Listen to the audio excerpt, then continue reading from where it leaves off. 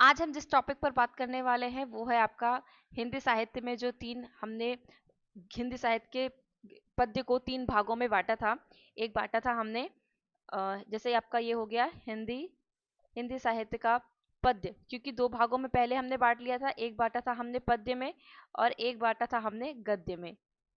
और इसके अनुसार पद्य में हमारे चार भाग किए थे हमने। एक किया था हमने आदिकाल, एक हमने बांटा था भक्तिकाल, एक हमने बांटा था रीतिकाल और एक हुआ था आधुनिक काल। इसके अंतर्गत हिंदी साहित्य के पद्य के अंतर्गत तो हमारा ये टॉपिक कंप्लीट हो चुका है, ये भी कंप्लीट हो चुका। आज हम कर रहे हैं रीतिकाल, जो कि हमारी रेगुलर क्लासेस में शामिल है। हम रेगुलर क्लासेस कर रहे हैं और बहुत कोशिश कर रहे हैं कि आपको डिटेल में करवाएं, क्योंकि एक भी प्रश्न आपका ना छूटे। ये आपको ना केवल पात्रता परीक्षा में हेल्प करेगी, ये पूरा टॉपिक रहेगा, पूरा कोर्स रहेगा, ये आपको चयन परीक्षा में भी हेल्प करेगा। क्योंकि पढ़ाई ऐसे कीजिए कि न सिर्फ आपके पात्रता परीक्षा में चयन हो, आपकी चयन परीक्षा जो आपका मेन उद्देश्य है आप उसमें भी सफल हो।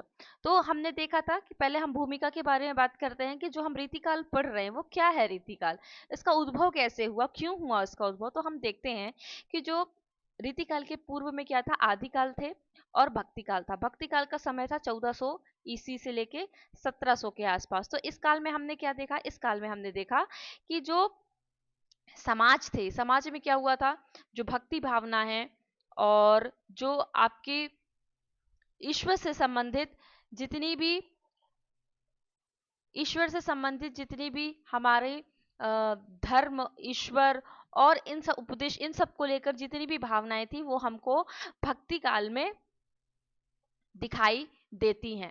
अब कंटिन्यू क्या होता है, जब जैसे 1400 से लेके 1700, यानी कि आपका अगर देखा जाए तो करीब करीब 300 वर्षों तक जब कोई एक चीज सेम चलती रहती तो उसमें चेंजेस होना अनिवार्य हो ही जाता है, क्योंकि सेम चीज आपकी कंटिन्यू चल सकती है, क्योंकि परिवर्तन ही प्रकृति का नियम है। तो परिवर्तन हुआ, क्या परिवर्तन हुआ कि इस समय के जो राजा थे उन राजाओं में क्या हुआ, युद्ध हुआ और युद्ध होने के बाद छोटे छोटे राज्यों में देश बट गया। जब छोटे छोटे राज्यों में देश बट गया तो सबके छोटे छोटे अपने एक राज्य हो गए। उन राज्य में क्या हो गया, अब थोड़ी सी विलासिता और ऐश्वर्य ने स्थान ले लिया। तो मुगल शासन के दौरान सामाजिक राजनीतिक अस्थिरता बढ़ गई। मैंने बताया जो छोटे छोटे भाग हुए, भक्ति काल में समाज सुधार, धर्म, भक्ति पर जोर था, लेकिन अब दरबारी संस्कृति विकसित हो गई। मैंने बताया छोटे छोटे जो राज्य थे तो विलासिता और ऐश्वर्यता अभी यहाँ पर बढ़ गई और कवियों को दरबारों में संरक्षण मिलने लगा। जो भक्ति काल के कवि थे वो संरक्षण में नहीं थे, सब स्वतंत्र थे। हाँ, संप्रदाय में वो निहित थे, लेकिन किसी राजा के आश्रय में नहीं थे, किसी समाज के आश्रय में नहीं थे, वो अपने आप में स्वतंत्र थे। लेकिन यहाँ पर क्या हो गया, अब जो कवि थे, कवियों को क्या हुआ, दरबारों में संरक्षण मिलने लगा, जहां से कविता का उद्देश्य क्या हो गया, श्रृंगार हो गया और मनोरंजन यहाँ पर हो गया। फिर यहाँ पर क्या हो गई, राजाश्रय परंपरा की शुरुआत हो गई, जिसमें कवियों को संरक्षण दिया गया, उनसे स्तुति, श्रृंगार, सौंदर्य आदि विषयों पर कविताएं लिखवाई गई हैं और काव्य शास्त्र और श्रृंगार रस की प्रधान रचनाएं यहाँ पर बढ़ गई। ये आपको मूल ना आदि काल में दिखेगा ना आपको भक्ति काल में दिखेगा और कुछ हद तक आधुनिक काल में भी ये चीजें समाप्त हो जाती। इसलिए प्रत्येक काल की अपनी प्रवृत्ति है, अपनी विशेषताएं हैं और वो आपको याद करनी पड़ेगी, क्योंकि आपसे प्रश्न में पूछा जा सकता है।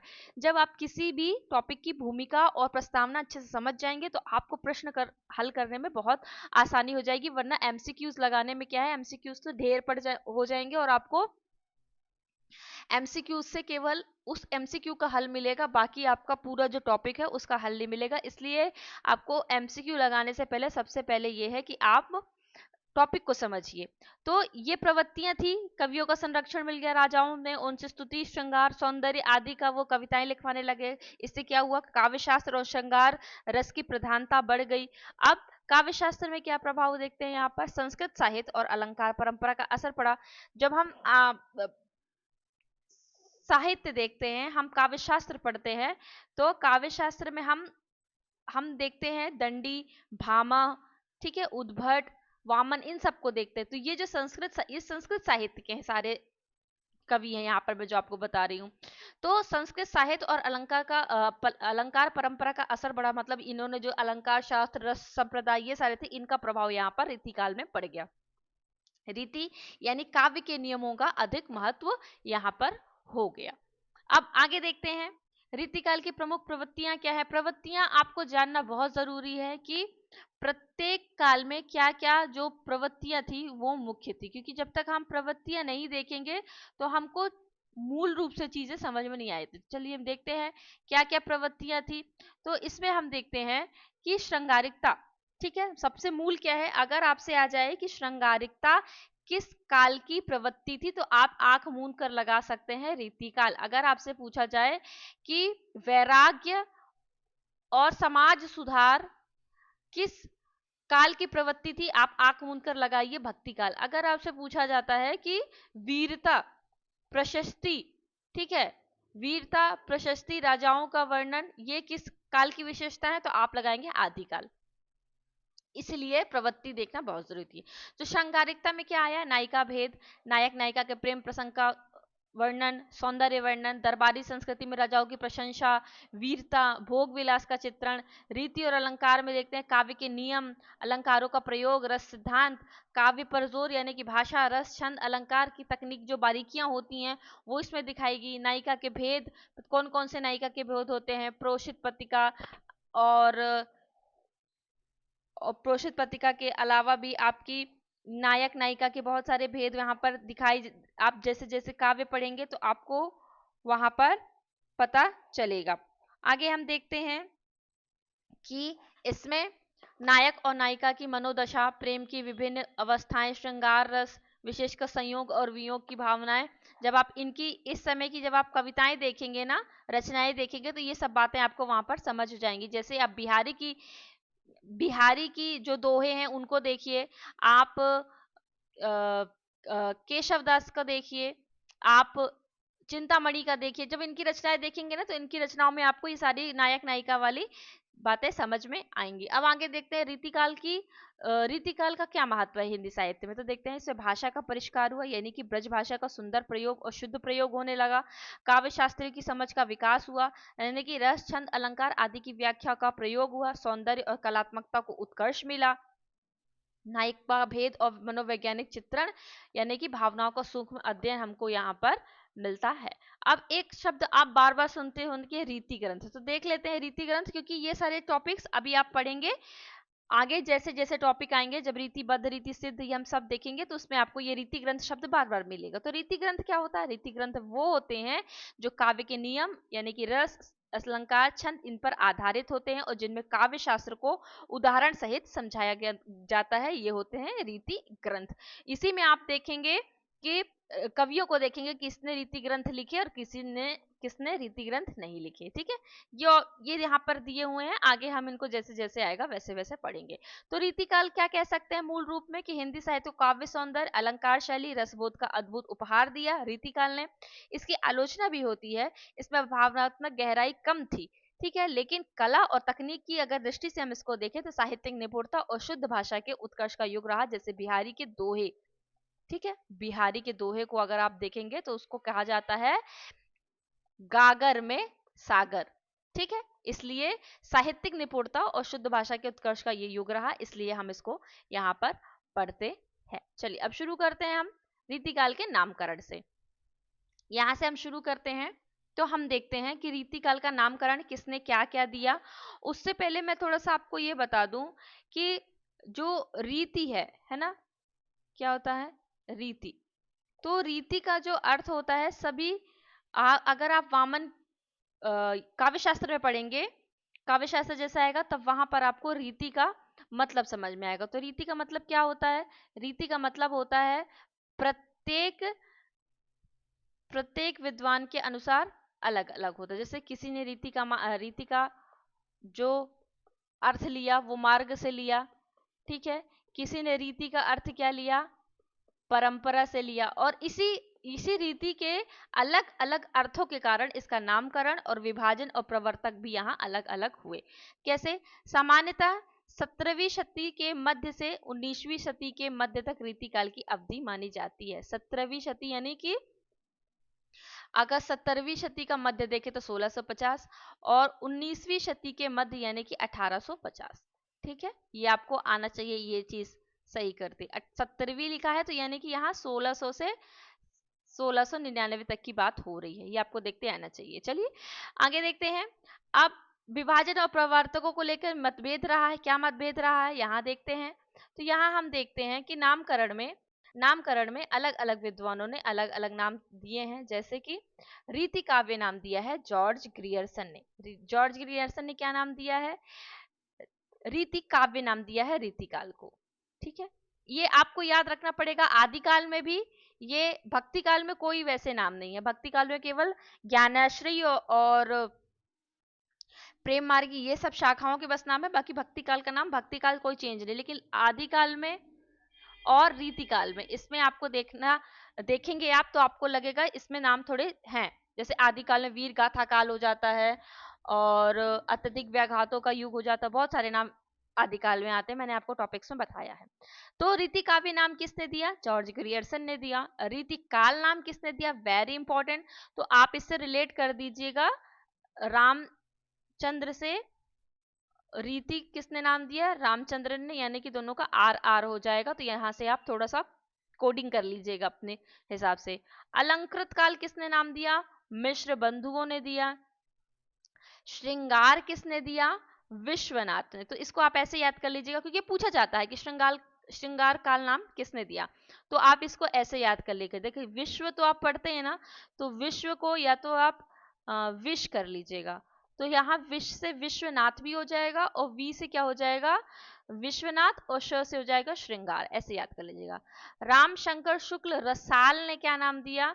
यहाँ रसाल दिया है तो यहाँ काल, ठीक है, काल ऐसे रिलेट कर लीजिएगा। और अंधकार नाम दिया त्रिलोचन, जिसका नाम त्रिलोचन है, त्रिलोचन यानी जिनके नेत्र हैं, उसी में यहाँ अंधकार हुआ, यह विरोधाभास हो गया, तो यहाँ से आप याद कर लीजिएगा। ठीक है, तो रीति काव्य, रीति काल, ये आपके और श्रृंगार काल, ये तीनों इंपॉर्टेंट है। एक ये इंपॉर्टेंट है, एक ये इंपॉर्टेंट है और एक ये इंपॉर्टेंट, तीन इंपॉर्टेंट है। तो अगर आप बाकी ना याद कर सके तो आप ये याद कर लीजिएगा। अब आगे देखते हैं। विद्वानों ने रीतिकाल के प्रवर्तक क्या क्या माने हैं, क्या क्या हो सकते हैं। तो यहां देखते हैं, प्रवर्तक कृपाराम गहमरी को कौन कौन मानता है? 1541 में इनकी रचना आई थी हित तरंगिणी।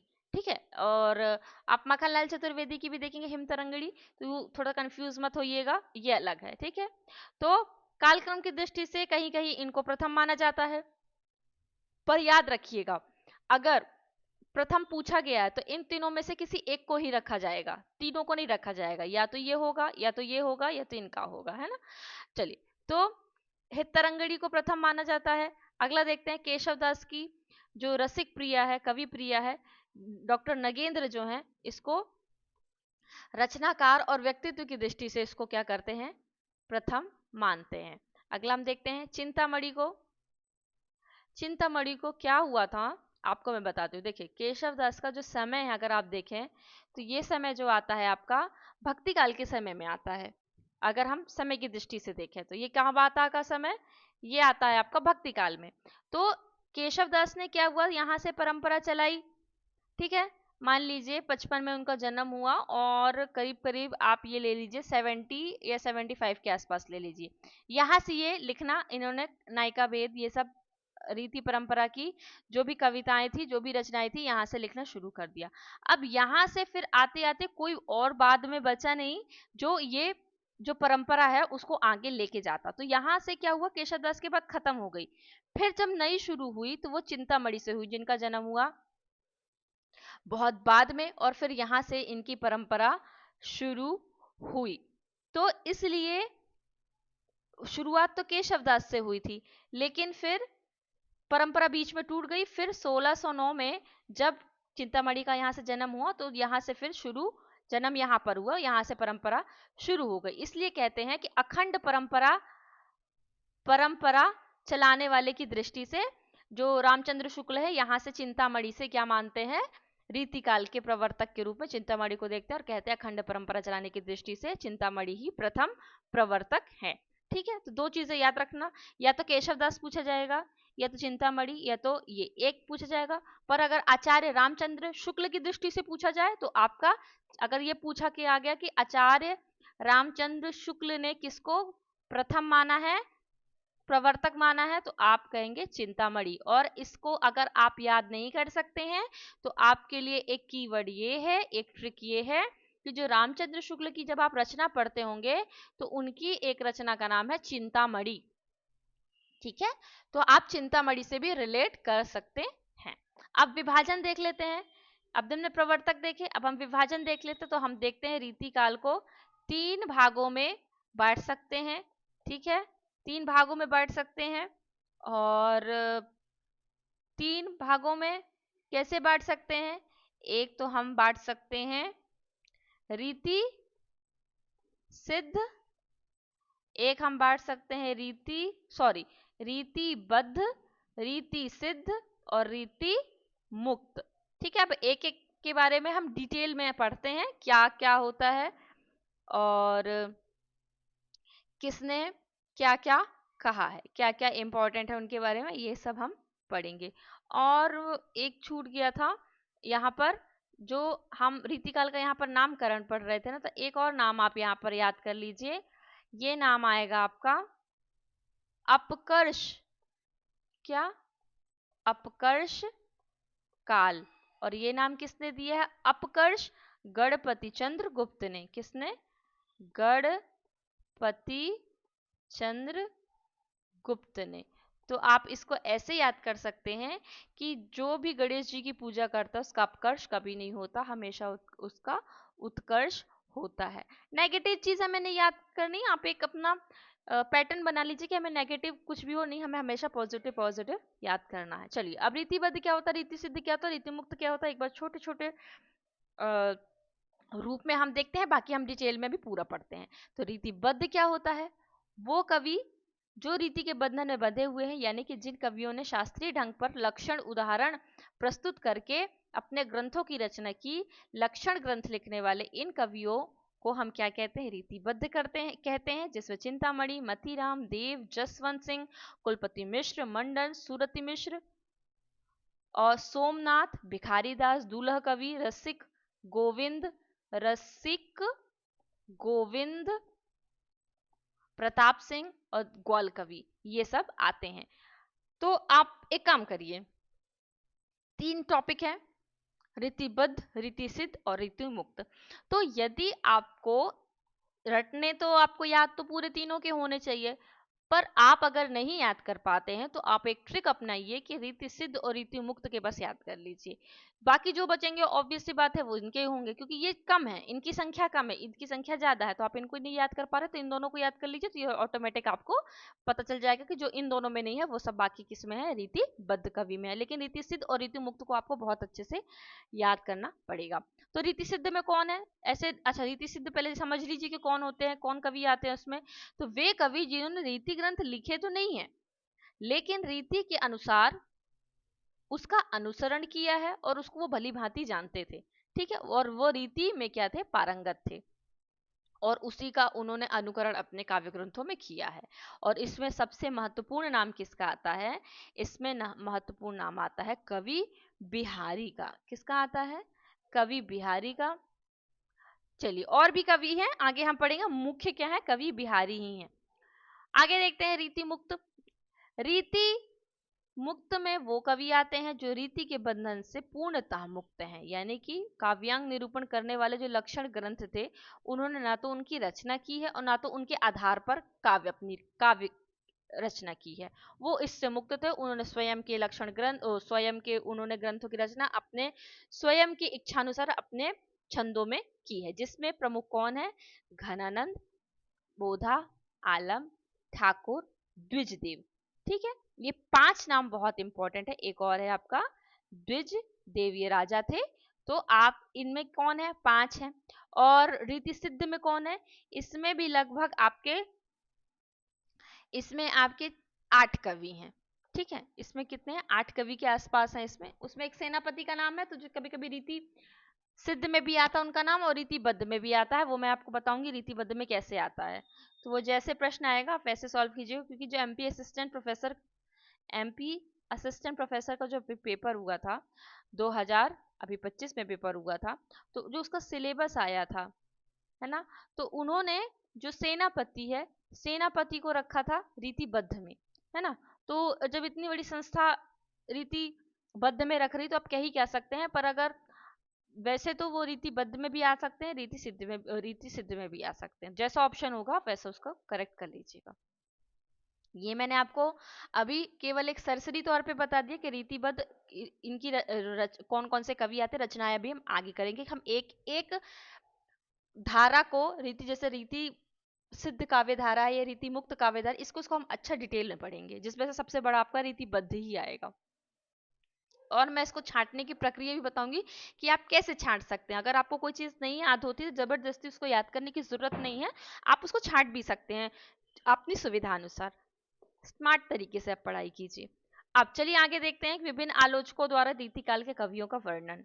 रीतिकाल का कवियों का वर्णन सब ने अलग अलग किया है। जैसे अगर हम देखें यहाँ पर रामचंद्र शुक्ल जी ने क्या किया है, उन्होंने दो भागों में बांटा रीतिकाल को, एक रीति ग्रंथकार और एक अन्य कवि। ठीक है, जब आप आचार्य रामचंद्र शुक्ल की पुस्तक उठाएंगे, और आपको उठाना चाहिए का मतलब ये है कि आपको देखना चाहिए, उसमें बहुत अच्छे तरीके से बताया गया है। और अगर आप कभी भी कोई एग्जाम देने जाते हैं तो उनसे बहुत प्रश्न, अगर आप आचार्य रामचंद्र शुक्ल की पुस्तक को देखते हैं और उन्होंने जो दो भागों में विभाजित किया है, तो रीति ग्रंथकार कवि, इसमें उनके आते हैं 57 कवि। कितने कवि आते हैं? 57 कवि आते हैं, जिसमें से आपके आते हैं चिंतामणि त्रिपाठी, बेनी, महाराज जसवंत सिंह, बिहारी लाल मंडन, मतीराम, और मुख्य तौर से बहुत सारे कवि, 57 कवि बहुत होते हैं, वो इन सब में आ जाते हैं। और दूसरा है अन्य कवि।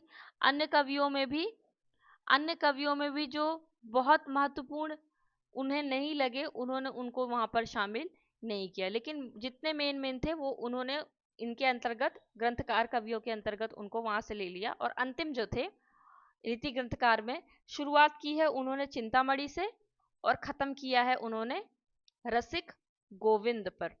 57 कवियों में एक बार आप जरूर पुस्तक उनकी देखिएगा।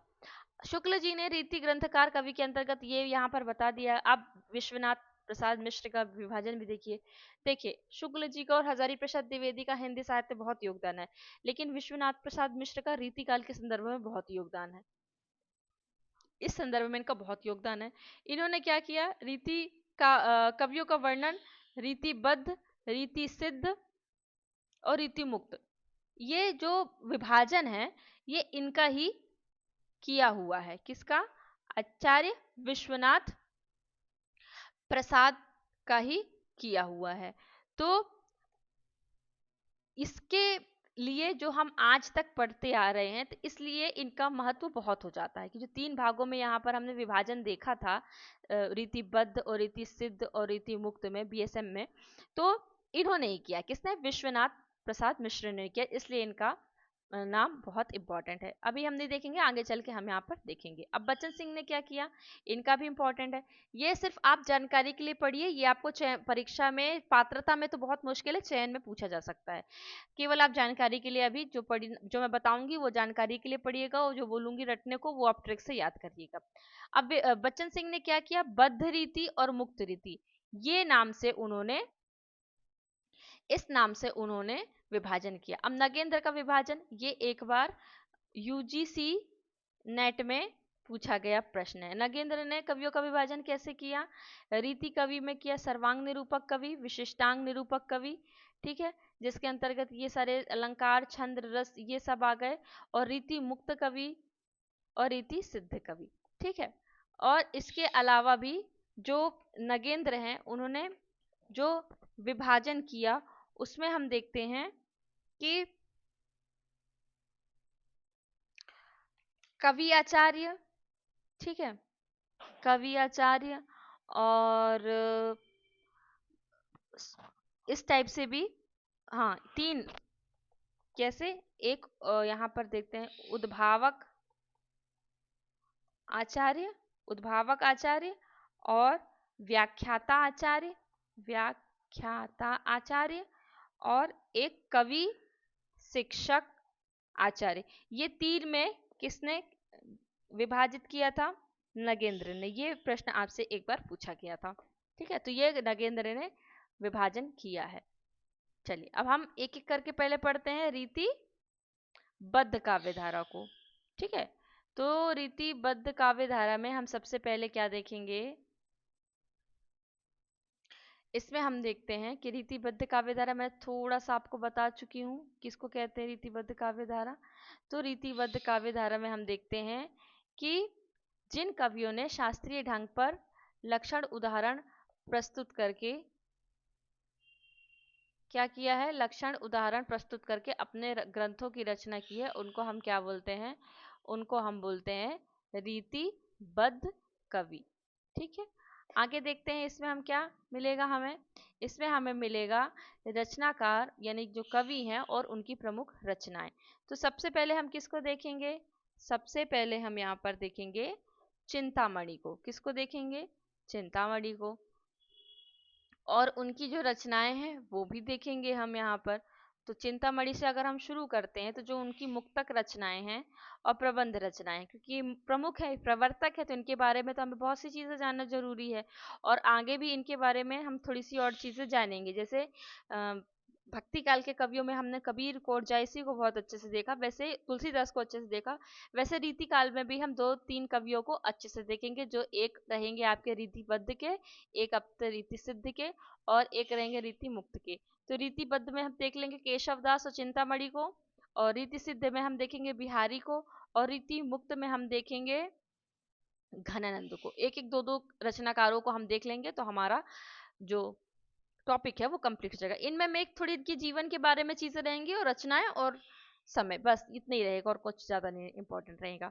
तो चिंतामणि में हम देखते हैं उनके जो मुक्तक काव्य थे वो थे रसविलास, छंद विचार, पिंगल, श्रृंगार मंजरी, कवि कुल, कल्पतरु, काव्य विवेक, काव्य प्रकाश, कवित्व विचार, ये उनकी रचनाएं थी। और प्रबंध में देखते हैं रामायण, रामाश्वमेघ, कृष्ण चरित्र, ये उनकी रचनाएं विशेष रूप से है चिंतामणि त्रिपाठी की।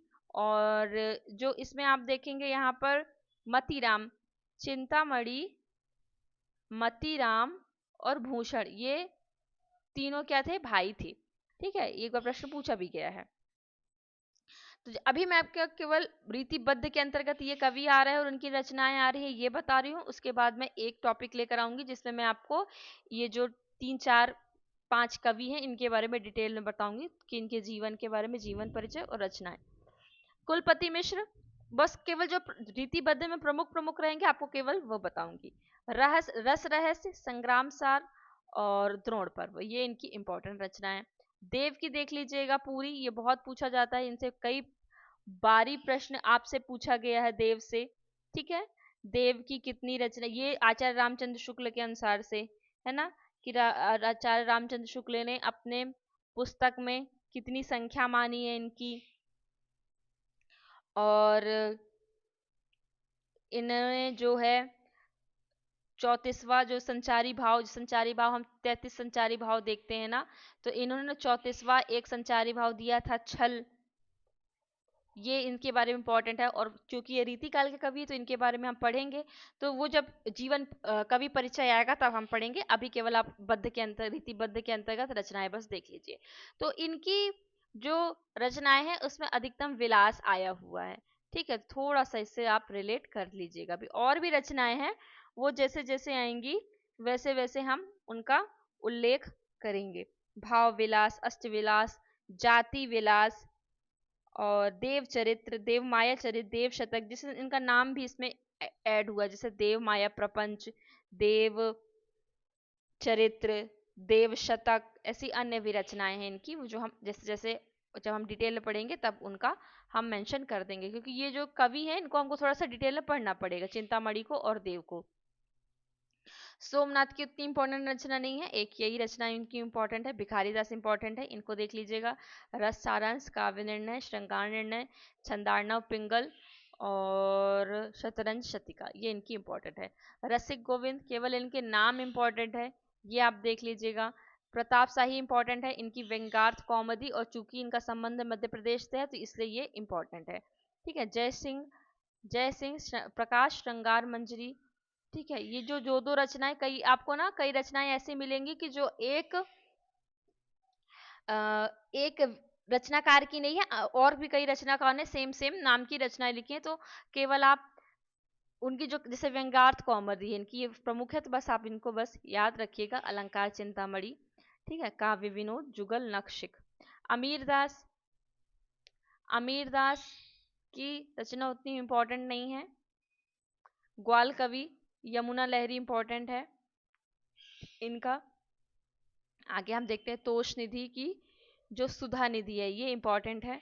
रसलीन की बहुत इंपॉर्टेंट है, अंग दर्पण, ठीक है, अंग दर्पण। ये अभी जस्ट 2025 में यूजीसी नेट का प्रश्न हुआ था, उसमें इन्हीं की रचना से काव्य पंक्तियां पूछी गई थी। पद्माकर भट्ट वेरी इंपॉर्टेंट, इनसे पूछा जाएगा, इनकी पूरी रचना, इनको भी हम डिटेल में कवि परिचय में पढ़ेंगे और उनके बारे में हम पूरा जानेंगे, ठीक है, इनके बारे में हम पूरा देखेंगे। ये सरसरी में आप देख लीजिए, गंगा लहरी, और इनके बारे में तो पूरी रचनाएं आपको इनकी देखनी पड़ेंगी, ठीक है। अब ये उतना इंपॉर्टेंट नहीं है, केवल आपको जानकारी के लिए यहाँ पर दिया गया है। मतीराम को देखना पड़ेगा, ये इंपॉर्टेंट है, इनकी पूरी रचनाएं देखनी पड़ेंगी। फूल मंजरी, श्रृंगार, लक्षण श्रृंगार, साहित्य सार ना, ये साहित्य सार, रसराज, ललित ललाम, और इनके बारे में थोड़ा देखना पड़ेगा कि जैसे मान लीजिए आपको मतीराम के लिए, तो उनकी जो प्रमुख प्रमुख जैसे फूल मंजरी है, तो फूल मंजरी को मतीराम का प्रथम ग्रंथ माना जाता है, ठीक है। और जो छंदसार जो रचना है इनकी, वो महाराज शंभुनाथ सोलंकी को समर्पित है। ये थोड़ी चीजें समझनी पड़ेंगी। जो इनका पिंगल ग्रंथ है, व्रत कौमुदी के नाम से भी जाना जाता है ना, ये जो व्रत कौमुदी है, ये क्या है, पिंगल ग्रंथ है। तो ये सब हम जब डिटेल में इनके बारे में पढ़ेंगे तब वहां पर पढ़ेंगे। आगे देखते हैं जसवंत सिंह, बहुत इंपॉर्टेंट, ये अलंकार निरूपण ग्रंथ है इनका, ये सब आपको देखना जरूरी है इनके बारे में। जो जिसके जिसके में मैंने टिक किया है, आप वो बस देखिएगा। अगले देखते हैं भूषण, वेरी इंपॉर्टेंट, शिवराज भूषण, शिवा बामनी, जो इनके ज्यादा नहीं है, बस कम है, तो ये आप देख लीजिएगा, ठीक है। और एक एक ही है इनका, तो एक इनका देखना पड़ेगा। फिर उसके आगे हम देखते हैं कि आप उतने इंपॉर्टेंट यहाँ पर नहीं है। अब जब यहाँ पर नहीं है इंपॉर्टेंट, तो किस किस राजा के अंतर्गत ये कवि थे, ये भी एक बार देखना पड़ेगा आपको। चिंतामणि त्रिपाठी जो थे, शाहजी भोसला, शाहजहां और दारा शिकोह के यहाँ आश्रय में थे। भूषण क्या थे, शिवाजी और छत्रसाल के में थे। मतीराम, जहांगीर, हुमायूं नरेश, ये जहांगीर इंपॉर्टेंट है इसमें, और बुंदेला ये इंपॉर्टेंट है। और हाँ, देव का देखना जरूरी है। आजम शाह, भवानी, दत्त, कुशल, उद्योग सिंह, ये इंपॉर्टेंट है। और एक और, हाँ, पद्माकर, पद्माकर का तो वेरी वेरी इंपॉर्टेंट है, इनका देखना पड़ेगा क्योंकि इनसे बहुत प्रश्न आते हैं और इनकी जो संख्या है वो भी ज्यादा है। जैसे दौलत राव सिंधिया, रघुराव अप्पा, महाराज जैतपुर, नौने, अर्जुन सिंह, परीक्षित, अनूपगिरी, हिम्मत, इसी पे उनकी हिम्मत बहादुर विरुदावली लिखी गई है, इसलिए ये इंपॉर्टेंट है, ठीक है। थोड़ा सा चलिए देखते हैं इनके बारे में हम। केशवदास के बारे में क्या देखते हैं। इनका जन्म कहीं कहीं आपको ये मिलता है, पर अक्सर आपको मिलता है केशव 555, यानी कि 1555 ईस्वी में इनका जन्म हुआ। अब ये क्या थे, ओरछा नरेश जो महाराजा राम सिंह है, उनके भाई जो इंद्रजीत सिंह है, उनकी सभा में ये रहते थे। केशव सबसे प्रथम शास्त्रीय पद्धति पर काव्य रीति के विभिन्न अंगों का सम्यक विवेचन करने वाले आचार्य हैं, इसलिए इनको प्रथम में गिना जाता है, पर शुक्ल जी ने चिंतामणि से माना है। तो रीतिकाल में लक्षण परंपरा का जो प्रवर्तक है केशवदास हैं। शुक्ल जी ने केशवदास को अलंकारवादी और बाद के कवियों को रसवादी बताया है। केशवदास अलंकार को कविता के लिए महत्वपूर्ण मानते थे और उन्होंने लिखा कि यद्यपि ये पंक्तियां पूछी जाती हैं, ठीक है, यद्यपि सुजाति सुलक्षणी, सुवर्ण रस सुवृत्ति और भूषण बिनु न बिराजई, कविता बनिता मित। क्या बोला, भूषण बिनु न बिराजई, कविता बनिता मित्र, ठीक है। तो आगे बढ़ने से पहले हमको ये देखना पड़ेगा कि जो केशवदास हैं, केशवदास क्या माने जाते हैं, प्रवर्तक माने जाते हैं, लेकिन शुक्ल जी ने इनको नहीं माना। भीषण बिनु न बिराजई, कविता बनिता मित। आगे देखते हैं हम इसमें कि शुक्ल जी ने भक्ति काल के अंतर्गत इनको रखा है, लेकिन प्रवृत्ति की दृष्टि से रीतिकाल के अंतर्गत आते हैं। ये इंपॉर्टेंट है आपके लिए। केशव दास को कठिन काव्य का प्रेत कहा गया है और शुक्ल जी ने कहा है। ठीक है, क्यों? क्योंकि उनकी कविता में अलंकार, चमत्कार और पांडित्य प्रदर्शन का भाव प्रमुख है। केशव के ग्रंथों का विवरण यहाँ पर दिया हुआ है, तो चलिए एक क्रम से हम देखते हैं। केशव दास की जो रचनाएं हैं उनका एक क्रम से वर्णन अगर हम देखें यहाँ पर, तो सबसे पहले क्या आता उनका? रसिक प्रिया। क्या आता है? रसिक प्रिया लक्षण ग्रंथ है, नवरसों का इसमें निरूपण है। ठीक है, और भी बहुत डिटेल में है, लेकिन वो आपको जानने की उतनी जरूरत नहीं है। फिर कवि प्रिया आता है। कवि प्रिया क्या है? ये मुक्तक है। कवि प्रिया क्या है? मुक्तक है, और ये भी मुक्तक ही है। मैं एम लिख देती हूँ, इसका मतलब ये मुक्तक और प्रबंध आपको देखना जरूरी है। और जो ये इनकी कवि प्रिया है, ठीक है, इनकी कवि प्रिया के बारे में कहा जाता है कि ये कवि प्रिया इंद्रजीत सिंह की जो प्रेमिका गणिका जो प्रवीण राय थी उनको शिक्षा देने के लिए, इसमें ना कवि प्रिया के आगे का आप प्रवीण राय जोड़ लीजिएगा तो आपको याद करने में आसानी होगी कि वही रचना थी जो इंद्रजीत की जो गणिका थी उसको शिक्षा देने के लिए रची गई थी। फिर छंदमाला, नाक्षिक, ये उतनी आगे इंपॉर्टेंट नहीं है, लेकिन फिर आगे हम देखते हैं जो इम्पोर्टेंट है। महाकाव्य के अंतर्गत, अभी तो मुक्तक थे, अब महाकाव्य के अंतर्गत है रामचंद्रिका। वेरी वेरी इंपॉर्टेंट, ये कई बार पूछी जाती है। ये राम कथा पर आधारित महाकाव्य है। एमपीपीएससी के जो सिलेबस हुआ था असिस्टेंट प्रोफेसर का, उसमें रावण अंगद संवाद इसी रामचंद्रिका से लिया गया था। रतन बावनी, ठीक है, तो रतन बावनी में क्या है कि ये क्या है? रतन बावनी प्रबंध है, प्रबंध काव्य है रतन बावनी। और इसमें क्या है? वीर गीत संबंधी रचनाएं हैं। अकबर और ओरछा के जो राजकुमार है रतन सेन, उसके रतन से नाम याद कर लीजिएगा, रत्न सेन जो ओरछा के राजा थे, और जो अकबर था, अकबर, उसके बीच में जो युद्ध हुआ था उसका वर्णन इसमें है। वीर सिंह देवचरित, ये क्या है? वीर सिंह देवचरित जो वीर सिंह देवजू जिनके नाम से एक सम्मान भी दिया जाता है हिंदी साहित्य में, उन पर आधारित ये रचना है। क्या है? उन पर आधारित ये रचना है, और ये भी क्या है? प्रबंध है। ठीक है, विज्ञान गीता, ये क्या है? विज्ञान गीता, विज्ञान गीता है, प्रबंध है। और जो संस्कृत के कृष्ण मिश्र हैं, उनकी जो प्रसिद्ध नाटक है प्रबोध चंद्रोदय, उसी का ये क्या है? अनुवाद है। क्या है? ये विज्ञान गीता क्या है? एक इसको आप यहाँ पर कीवर्ड में लिख लीजिए, अनुवाद है, अनुवाद है। ठीक है, प्रबोध चंद्रोदय का, किसका? प्रबोध चंद्रोदय का।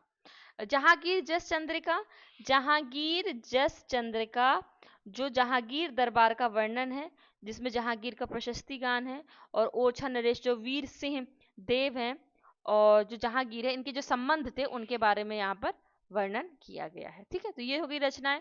अब आगे थोड़ा सा डिटेल में रचना को आपको तो देखना जरूरी नहीं है, पर थोड़ा सा देख लीजिए कि रामचंद्रिका में क्या है? छंदों का बहुत ज्यादा विविधता मिलती है, भरमार मिलता है। और इन्होंने क्या, तुलसीदास का जो रामचरितमानस था उसकी प्रतिस्पर्धा में इसका निर्माण किया था। ठीक है, और इसमें हम देखते हैं कि ये शुक्ल जी ने उनके बारे में लिखा कि चूंकि वो उनको कठिन काव्य का प्रेत कहते थे, फिर भी उनकी प्रशंसा में कहा कि रचनाओं में सूर तुलसी जैसी सरसता तन्मयता नहीं मिलती है, लेकिन काव्यांग का जो विस्तृत परिचय करा के उन्होंने इसको आगे के लिए क्या किया है? आगे के कवियों के लिए, आगे के रचनाकारों के लिए एक रास्ता खोला, इसलिए ये इंपॉर्टेंट है। आगे जो रसिक प्रिया है, वो रसिक प्रिया क्या है? रसिक प्रिया जो है,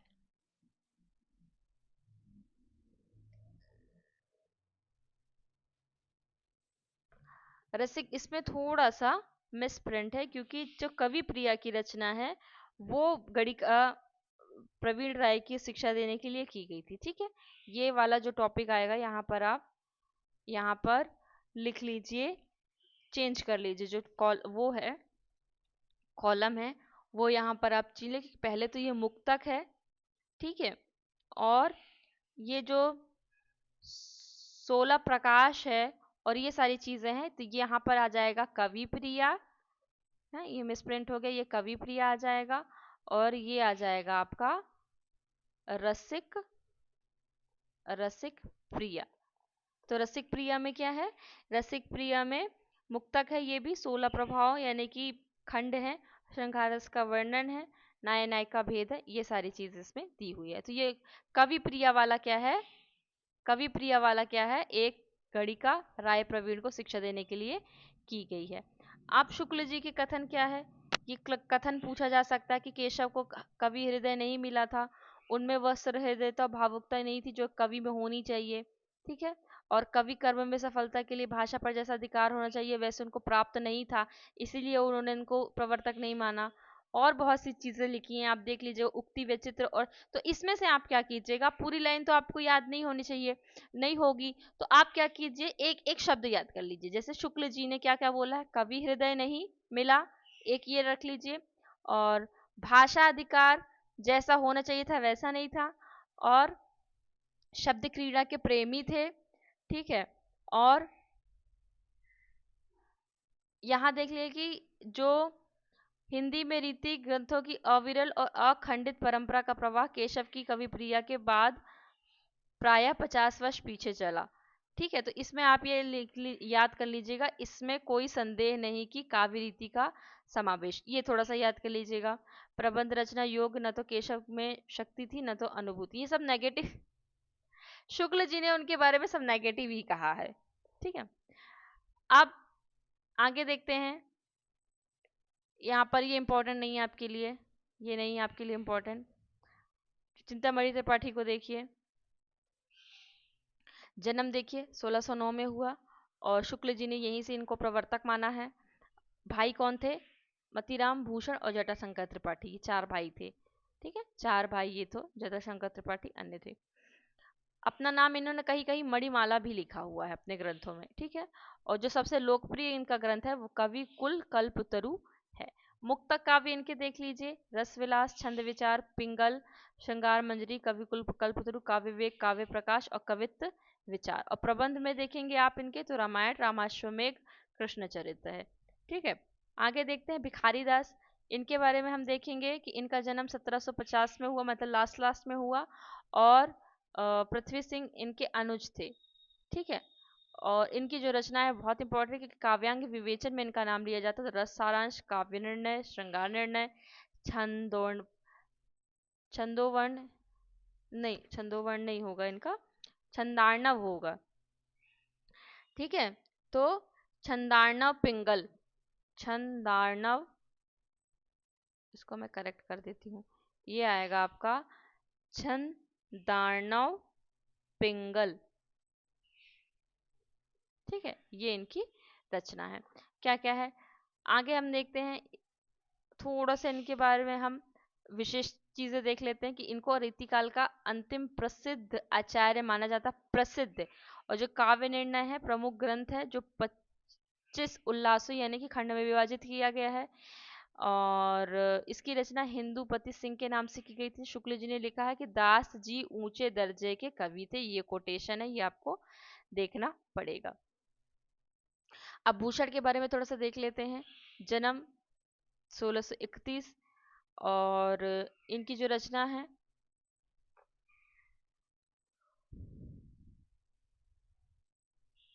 शिवराज भूषण, ये विशेषता देख लीजिए, अलंकार ग्रंथ है, ये पूछा जाता है सीधे सीधे यही को लेके, 105 अलंकारों का निरूपण इसमें किया गया, इसलिए ये विशेषता है, ठीक है। और इसके अलावा छत्रसाल दशक, इसमें कंफ्यूज मत होइएगा, एक तो छत्रसाल दशक है और एक है लाल कवि की छत्रसाल प्रकाश, ठीक है, वो भी बुंदेलखंड से ही संबंधित है। लाल कवि की छत्र प्रकाश, छत्रसाल नहीं छत्र प्रकाश है, तो इसमें थोड़ा सा कंफ्यूज मत होइएगा, छत्र प्रकाश किसकी रचना है, लाल कवि की, भी जैसे जैसे नाम आएगा वैसे वैसे आपको बता दिया जाएगा, ये लाल कवि की रचना है, ठीक है। तो आगे देखते हैं कि 3 ग्रंथ इनके उपलब्ध है, लेकिन अन्य विद्वानों ने और 3 ग्रंथों का उल्लेख किया, जैसे भूषण उल्लास, दूषण उल्लास और भूषण हजारा।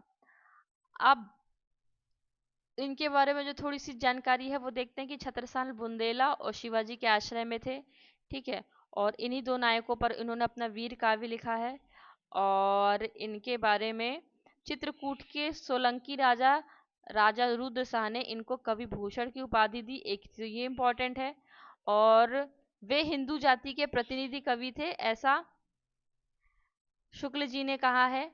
और भूषण का जो मूल नाम है वो पतिराम या मनीराम बनाया गया है, और वही विश्वनाथ मिश्र इनका मूल नाम घनश्याम बताते हैं, ऐसा कहा गया है। एक बार कहते हैं कि भूषण की पालकी को कंधा लगाया था महाराज छत्रसाल ने, जिस पर भूषण ने कहा था सीवा को बखान छत्रसाल को, ठीक है। ये पूछा जाता है कि किसके लिए कहा गया था, ठीक है। अब ये लाइन कथन दिए गए हैं शुक्ल जी के अनुसार, वे हिंदू जाति के प्रतिनिधि कवि थे, इंपॉर्टेंट। शिवाजी और छत्रसाल की वीरता का वर्णन कोई झूठी खुशामद नहीं कह सकता। मतीराम को भी देख लेते हैं इसी में हम, कि ये चिंतामणि और भूषण के भाई थे। इनके ग्रंथों का विवरण ये दिया हुआ, फूल मंजरी, ठीक है। आश्रयदाता जो जहांगीर थे उनके आश्रय में लिखा था रसराज, और ललित ललाम भाव से हाडा के, ये सारा यहाँ पर दिया हुआ है। इनकी रचनाएं आपको याद करना बहुत जरूरी है।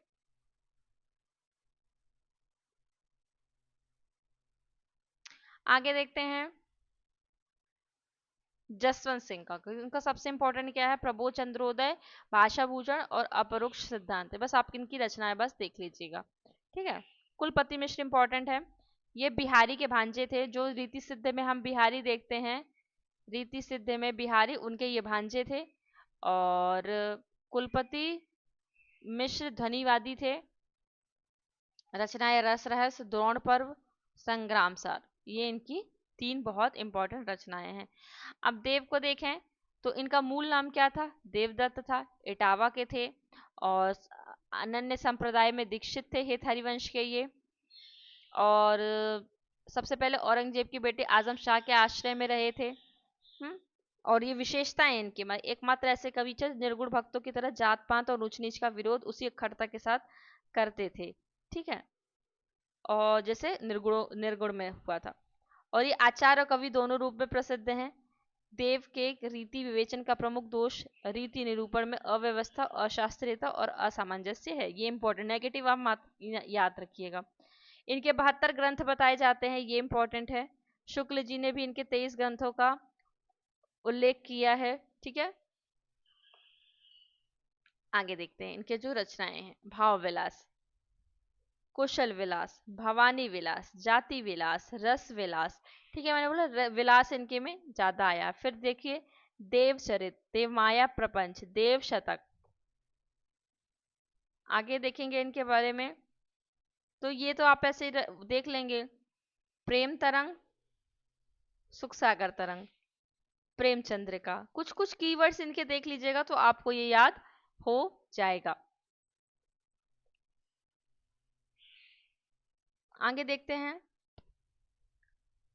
रसलीन की 2 मैंने इंपॉर्टेंट बताई, रसबोध और रस प्रबोध और अंग दर्पण। भिखारी दास की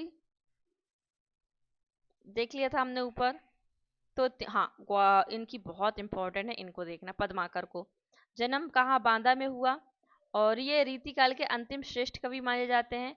एक आचार्य कवि हमने किसको देखा था ऊपर, भिखारी दास को, भिखारी दास को देखा था, और एक फिर पद्माकर हो गए। इनको कविराज शिरोमणि की उपाधि मिली है, कहाँ से, जयपुर नरेश प्रताप सिंह के दरबार से। और उन्हीं के जो पुत्र थे जगत सिंह, उनके संरक्षण में रहकर इन्होंने जगत विनोद और पद्माभरण जो रचना है उसको रचा। और मृत्यु से पहले ये महाराज जो ग्वालियर के महाराज दौलत राव सिंधिया है उनके दरबार में रहे, और उसी वहीं ग्वालियर में रह के इन्होंने क्या किया, हितोपदेश का भाषानुवाद किया, सरदार उदाजी के अनुरोध पर। किसके आगे जैसे आएगा मैं आपको वहां बताऊंगी, ठीक है। चलिए तो हिम्मत बहादुर विरुदावली क्या है? एक प्रबंध काव्य है। ठीक है, तो इसमें क्या है? इसमें है अनूप गिरी, अनूप गिरी हिम्मत बहादुर की प्रशंसा है, और उन्हीं की प्रशंसा में क्या है? ये वीर रस का ग्रंथ है। अब आगे देखते हैं, जो मुक्तक में पद्माभरण है। पद्माभरण के बाद क्या है? ये दोहे में है। पद्माभरण क्या है? दोहे में है। जगत विनोद क्या है? ये आपका प्रताप सिंह के जो जगत सिंह उनके नाम पर, जो मैंने अभी बताया। फिर प्रबोध प्रचासा में क्या है? इन्होंने क्या किया था? जैसे आप देख लीजिए, तुलसीदास की रचना आप देखते हैं, हनुमान बाहुक, वैसे समझ लिए कि ये पद्माकर का हनुमान बाहुक था, क्योंकि इसमें क्या हुआ था? रोगग्रस्त अवस्था में उचित नहीं, रोगग्रस्त अवस्था में वैराग्य और भक्ति रस से युक्त ये रचना है। ठीक है, कब था ये?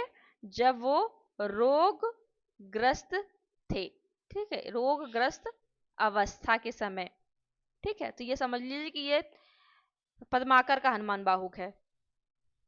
गंगा लहरी, जीवन के अंतिम 7 वर्षों में गंगा नदी के तट पर इन्होंने रहकर ये वाली रचना की। ठीक है, और प्रताप सिंह विरुदावली, कली पचीसी, राम रसायन। राम रसायन क्या है? जो वाल्मीकि रामायण के आधार पर, जो रामायण थी उसी के आधार पर इन्होंने क्या किया है? चरित काव्य लिखा है। अब अलीजा प्रकाश, तो ये क्या है? कोई खास अंतर नहीं है, ये महाराज ग्वालियर के नाम पर लिखा गया है। आगे देखते हैं इनकी रचनाएं। इनकी रचनाओं में क्या देखते हैं? होली, फाग, त्योहार सब कुछ दिखाई देता। बुंदेलखंड की जो प्रकृति, लोक जीवन का जीवन चित्रण हमको दिखता है। भाषा का भी बुंदेलखंडी हमको प्रभाव दिखता है इसमें, है ना। सबसे सर्वाधिक प्रसिद्ध ग्रंथ इनका जगत विनोद और पद्माभरण है। ठीक है, आगे हम देखते हैं कि ये विशेष तौर पर इसमें दिया गया क्या क्या लिया गया है। और जग विनोद की रचना के लिए आधार सामग्री भानुदत्त की रसमंजरी, केशव की रसिक प्रिया, विश्वनाथ प्रसाद की साहित्य दर्पण से ये जो आपका काव्यशास्त्र पढ़ते हैं उसमें ये साहित्यकार आते हैं। ठीक है, जिस टॉपिक पर हम बात करने वाले हैं वो टॉपिक है जो सिलेबस आपका दिया हुआ है, उस सिलेबस के अकॉर्डिंग हम देखते हैं कि हिंदी साहित्य में, हम हिंदी साहित्य को 2 भागों में हमने बांटा था। थोड़ा सा मैं आपको यहाँ पर एक प्रीव्यू दे देती हूँ कि इसके पहले हमने क्या क्या पढ़ा है। तो इसके पहले हमने पढ़ा है आदिकाल। आदिकाल के अंतर्गत, क्योंकि हमने हिंदी साहित्य को शुरू से शुरू किया है, अगर हम पद्य के अंतर्गत देखें, हिंदी साहित्य के पद्य के अंतर्गत देखें तो हमने आदिकाल पढ़ लिया है, हमने भक्ति काल पढ़ लिया है। भक्ति काल के बाद हमने रीति काल पढ़ा था, जिसमें से हमारे रीति काल का जो नामकरण, विभाजन, प्रमुख कवि, उनकी रचनाएं, साथ ही साथ हमने जो 3 विभाजन किए थे, रीतिबद्ध, रीति सिद्ध और रीति मुक्त काव्यधारा, तो हमने रीतिबद्ध काव्यधारा पढ़ ली थी। अब इसके अंतर्गत जो तीसरा 3 भागों में बांटा गया था, रीतिबद्ध, रीति सिद्ध और रीति मुक्त, तो हमें रीति सिद्ध और रीति मुक्त कवियों के बारे में आज पढ़ना है। और आपको बता दें कि अगर आपने अभी तक एमपी टेट वर्ग 1 के PYQs नहीं लगाए हैं तो आप प्लीज एक बार जाके PYQs लगाइए, वो आपकी बहुत हेल्प करेंगे आपकी तैयारी करने के लिए। तो चलिए ठीक है, शुरू करते हैं हम अपना। यहाँ हम देखते हैं कि रीति सिद्ध कवियों में सबसे पहले जो नाम आता है वो आता है बिहारी का। ठीक है, बिहारी का नाम आता है, और चूंकि जो प्रश्न भी पूछे जाते हैं वो मूलतः आपके बिहारी से ही पूछे जाते हैं। तो चलिए देखते हैं बिहारी के बारे में क्या क्या खास खास चीजें हैं। मैं यहाँ पर बहुत डिटेल में आपको पढ़ा रही हूँ क्योंकि अभी आपके पास समय है, तो आप डिटेल में पढ़ लीजिए, ताकि बीच में से अगर पात्रता परीक्षा या चयन परीक्षा किसी में पर भी, किसी पेपर में भी अगर आपको बीच से प्रश्न आए तो आपको बहुत अच्छे से उनके बारे में बनना चाहिए। तो बिहारी जो है वो हिंदी साहित्य के रीतिकाल के प्रसिद्ध कवि हैं, जो कि रीति सिद्ध के अंतर्गत आते हैं। और इसमें हम देखते हैं इनका जन्म जो है 1595 ईस्वी ग्वालियर में हुआ था। चूंकि ये मध्य प्रदेश से संबंधित है, इसलिए इनके बारे में हमें जानना और भी जरूरी है। ये माथुर चौबे जाति से संबंधित थे। इनके पिता का नाम केशव राय था। ये बचपन से बुंदेलखंड के ओरछा में इनका जीवन बीता था, और इन्होंने आचार्य केशव राय से काव्य की शिक्षा प्राप्त की थी। अपने पिता से ही क्या हुआ, काव्य की शिक्षा ली थी। बाद में वो युवावस्था में मथुरा में, ये आपके लिए उतना इम्पोर्टेंट नहीं है, ये था कि उन्होंने उनकी जो सबसे प्रसिद्ध रचना है वो क्या है, बिहारी सतसई, जो कि ब्रजभाषा में लिखी गई है और एक मुक्तक काव्य है। मुक्तक और प्रबंध क्या है, आप इस चीज पे विशेष ध्यान दीजिएगा, क्योंकि अगर आपने परीक्षा अभी 2025 में और 2024 में दी है, तो परीक्षा का स्तर क्या है, थोड़ा सा बढ़ रहा है। तो आप पुराने जो पेपर्स आए हैं, पुराने जो प्रश्न आए हैं, आप उनको थोड़ा सा अपडेट कीजिए, प्रश्नों का जो लेवल है उसको थोड़ा सा अपडेट कीजिए। इसलिए अपडेशन में एक चीज ये रहती है कि काव्य जो है, पहले तो पूछा जाता था कि XYZ जो कवि है उनकी रचनाएं कौन सी है, इनकी कविताएं कौन सी है, लेकिन अब जो उसका प्रारूप है वो भी पूछा जाता है कि प्रबंध है कि मुक्तक है। ठीक है, तो आप ये देखिएगा कि वो मुक्तक है। इसमें लगभग 700 दोहे संकलित हैं। ठीक है, इसमें कितने हैं, 700 दोहे संकलित हैं, और ये संख्या आपको याद रखनी है।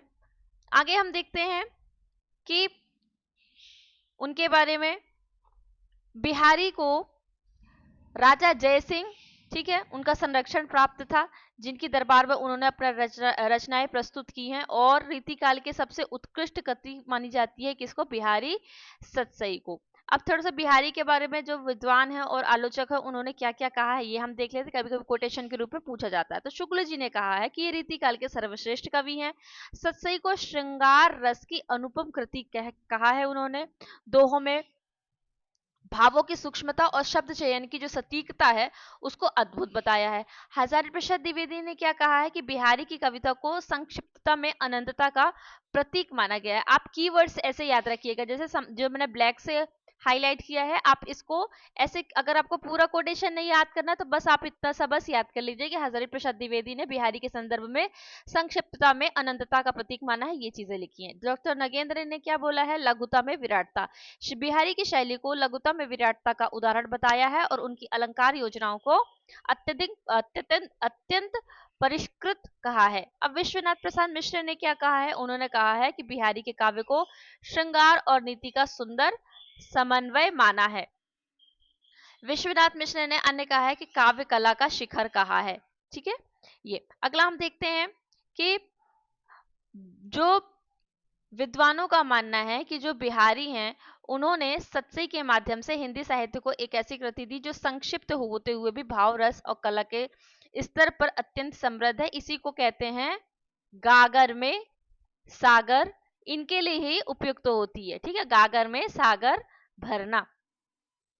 अब हम देखते हैं रीति सिद्ध काव्य काल की जो मानसिकता के स्तर पर अगर हम देखें तो रीतिबद्ध काव्य के समान ही है। इस धारा, जो रीति सिद्ध की बात चल रही है, इस धारा के कवियों ने काव्य शास्त्र के सिद्धांत या लक्षण प्रस्तुत तो नहीं किए, केवल कविताएं लिखी है, पर जो ये कविताएं हैं वस्तुतः काव्य शास्त्रीय लक्षणों को ध्यान में रखकर की गई हैं। क्या की गई है, काव्य शास्त्रीय लक्षणों को ध्यान में रखकर की गई हैं। राजाओं की प्रशस्ति और श्रृंगार की केंद्रीयता जैसी जो विशेषताएं हैं रीति काव्य में है, वो इस काव्य धारा में भी है। यानी कि बोला जा रहा है कि जो रीतिबद्ध काव्य धारा में जो विशेषताएं कवियों की दिखती हैं वो हमको रीति सिद्ध में भी दिखती हैं। ठीक है, रीति सिद्ध काव्य धारा में भी हमको यहाँ पर दिखाई देती हैं। अब बिहारी के अलावा अन्य और कौन से कवि हैं रीति सिद्ध काव्य धारा के अंतर्गत, तो ये हैं आपके सेनापति, बेनी, कृष्ण कवि, रसनिधि, पजनेस आदि इस काव्य धारा के प्रमुख कवि हैं। आपके लिए एक और जानकारी दे दें कि जो सेनापति है, इनका नाम आपको MPPSC का जो असिस्टेंट प्रोफेसर का पेपर हुआ था, उन्होंने सेनापति को रीतिबद्ध के अंतर्गत रखा था। तो अगर प्रश्न जैसा आए, आप उसके अनुसार अपना जो उत्तर है, आप उसके अनुसार अपना उत्तर सही लगाएंगे। बिहारी का जो काव्य था, काव्य को पद्म सिंह शर्मा ने शक्कर की रोटी कहा। ये भी आपके लिए एक कीवर्ड हो सकता है। ये कीवर्ड आपको ये बताने में सक्षम हो जाएगा कि आप इतना बस याद रखिए, पद्म सिंह ने शक्कर की रोटी, ऐसे आप नोट्स बनाइएगा। जैसे सिंह ने क्या बोला है, शक्कर की रोटी, ऐसे आप करके एक छोटी सी ट्रिक अपने लिए बना सकते हैं। मिश्र बंधुओं ने देव बड़े की बिहारी बहस में बिहारी को कवि के रूप में स्वीकार नहीं किया है। ठीक है, इन्होंने क्या किया है कि बिहारी को कवि के रूप में स्वीकार नहीं किया। फिर लाला भगवान दीन ने उन्होंने रचना लिखी बिहारी और देव, उस बिहारी को अधिक श्रेष्ठ सिद्ध किया। ये बहुत बहुत डिटेल के प्रश्न है, ये आपको उतने इंपॉर्टेंट अभी टेट में तो नहीं रहेंगे, पर आपकी जानकारी के लिए आपको ये जरूरी है। बिहारी को ऊहात्मक उक्तियों पर फारसी कविता का प्रभाव माना जाता है, जो यानी कि जो बिहारी की ऊहात्मक उक्तियां जो हैं उन पर जो फारसी कविता है उसका प्रभाव देखा जाता है। डॉक्टर नगेंद्र के अनुसार हिंदी में रामचरितमानस के बाद जो सबसे ज्यादा टीकाएं लिखी गई वो बिहारी सतसई पर ही लिखी गई हैं। ठीक है, तो नगेंद्र ऐसा कहते हैं और नगेंद्र के अनुसार विद्वान के अनुसार, क्योंकि इस पर किसी ने खंडन नहीं किया है, तो आप ऐसा मान सकते हैं कि रामचरितमानस के बाद जो सबसे ज्यादा टीका फिर लिखी गई है वो बिहारी सतसई पे लिखी गई है। आगे हम देखेंगे किसने किस किस नाम से टीकाएं लिखी हैं। आगे देखते हैं हम यहाँ पर कि यदि प्रबंध काव्य एक विस्तृत वनस्थली है, ये बहुत बार ये लाइंस पूछी गई हैं, बहुत बार ये लाइन पूछी गई है कि अगर प्रबंध काव्य एक विस्तृत वनस्थली है तो मुक्तक एक चुना हुआ गुलदस्ता है। यानी कि ये जो शुक्ल जी का कथन है ये रीति काल के अंतर्गत, अगर आपको रीति काल एक टॉपिक दिया है तो रीति काल के अंतर्गत या रीति सिद्ध के अंतर्गत या फिर बिहारी के अंतर्गत ये लाइंस कई बार ये पूछी जाती है, तो इसको मैं यहाँ पर IMP टिक कर सकती हूँ। बिहारी इस काव्य धारा के सबसे महत्वपूर्ण कवि हैं। ठीक है, ये तो सबको पता है। बिहारी का समय मुगल शासन के वैभव, ठीक है, मुगल शासन के वैभव का काल माना जाता है। अकबर के शासन के अंतिम दोनों दिनों से लेकर, अब ये क्यों पढ़ रहे हैं, हम अननेसेसरी नहीं पढ़ रहे। क्या होता है जब आप किसी भी कवि की या किसी भी रचना की अगर आप प्रस्तावना अच्छे से पढ़ते हैं, प्रस्तावना या भूमिका अच्छे से पढ़ते हैं, तो ये आपको लंबे समय तक के लिए याद रहता है। अगर आज आप इसको जुलाई में पढ़ रहे हैं तो ये अगर पात्रता परीक्षा होगी आपकी दिसंबर में, ठीक है, और ईश्वर की कृपा रही तो आपका जो चयन हो जाएगा, चयन परीक्षा वो हो जाएगी करीब करीब आपकी मार्च के आसपास, है ना। तो अगर आप इसको जुलाई में पढ़ रहे हैं और डिटेल में पढ़ेंगे तो ये आपको मार्च तक के काम आएगा, इसलिए डिटेल में पढ़ना जरूरी है। तो यही बोला जा रहा है कि मुगल शासन का वैभव का काल था जब बिहारी थे, तो और अकबर के शासन के अंतिम दिनों से लेकर औरंगजेब के शासन के शुरुआती दिनों तक उनका जीवन काल रहा। अब इनके गुरु कौन है? नरहरि दास है, क्योंकि ये प्रश्न पूछा गया है इसलिए यहाँ पर लिखा गया है। जो इनके पिता थे केशव राय, वो निम्बाक संप्रदाय में दीक्षित थे, लेकिन बिहारी जो थे स्वयं राधा वल्लभ संप्रदाय में दीक्षित थे। देखिए वेरी वेरी इंपॉर्टेंट, बहुत प्रश्न पूछाते हैं क्योंकि रीति काल के करीब करीब 3-4 कवि ऐसे हैं जो संप्रदाय में दीक्षित थे। ठीक है, अभी आप केशव दास के बारे में ये पढ़ेंगे, आप घनानंद के बारे में पढ़ेंगे और एक अन्य कवि है आप उनके बारे में पढ़ेंगे। तो ये निम्बार्क संप्रदाय में दीक्षित थे। कौन? इनके पिता। और जो बिहारी थे, ठीक है, बिहारी थे वो किस संप्रदाय में दीक्षित थे? वो थे राधा वल्लभ, जो कि किसका संप्रदाय है? जो है आपके लिए बहुत अच्छे याददाश्त के लिए बता दूं, प्रेमानंद महाराज, ठीक है, वो भी राधा वल्लभ संप्रदाय से संबंधित हैं। ठीक है, तो बिहारी से आप रिलेट कर लीजिएगा राधा वल्लभ संप्रदाय, बिहारी कृष्ण को भी कहा जाता है। ठीक है, तो राधा वल्लभ संप्रदाय आप ऐसे रिलेट कर लीजिएगा। अब देखते हैं बिहारी ने केवल एक काव्य ग्रंथ की रचना की जिसको बिहारी सतसई कहा जाता है। सतसई कवि हाल जो उनकी गाथा सप्तशती है, जो कि प्राकृत में लिखा गया, और गोवर्धन आचार्य की जो आर्य सप्तशती है उसकी परंपरा की रचना है, जिसमें कुल 700 छंद हैं। बिहारी सतसई में 713 छंद हैं। बिहारी सतसई में लगभग 600 जो दोहे हैं वो श्रृंगारिक हैं। क्या है? 600 दोहे जो हैं श्रृंगारिक है। अब आगे हम देखते हैं इसमें, देखिए ये जो आपको यहाँ पर लिखा हुआ है कि कवि हाल की गाथा सप्तशती और गोवर्धनाचार्य की आर्य सप्तशती, ये आपसे प्रश्न ऐसे पूछा जाता है कि बिहारी सतसई में किसका प्रभाव है या किस रचना का प्रभाव है, तो आपको उसके लिए ये उत्तर दिया गया है कि आर्य सप्तशती और गाथा सप्तशती। और इनके रचनाकारों का भी नाम यहाँ पर दिया हुआ है, इसलिए क्योंकि अगर मान लीजिए रचना का नाम पूछा जाता है तो आप रचना का नाम देख सकेंगे, और अगर मान लीजिए रचनाकार का नाम पूछा गया तो आप रचनाकार का भी नाम यहाँ पर दे सकते हैं। ठीक है, अब आगे हम देखते हैं कि जो अमरूक शतक है, जो अमरूक कवि हैं उनके द्वारा है लिखी अमरूक शतक, उसका भी प्रभाव बिहारी सतसई पर माना जाता है। ठीक है, बिहारी सतसई इसका भी प्रभाव माना जाता है। और हाल कवि की जो गाथा सप्तशती गाथा सतसई है, ये सतसई परंपरा की पहली क्या है, रचना है, जिसका प्रभाव बिहारी की सतसई पर पड़ा था। ये अगर सतसई परंपरा देखें तो ये पहली रचना है। और कृपा रामकृत जो हित तरंगिणी है, उसको हिंदी में सतसई परंपरा का प्रथम ग्रंथ माना जाता है। ठीक है, इसका जब आप रीतिकाल के प्रवर्तक के रूप में देख रहे थे तो एक नाम आया था कृपाराम का, एक नाम आया था केशवदास का, और एक नाम आया था चिंतामणि का। तो ये वो वाले कृपाराम है।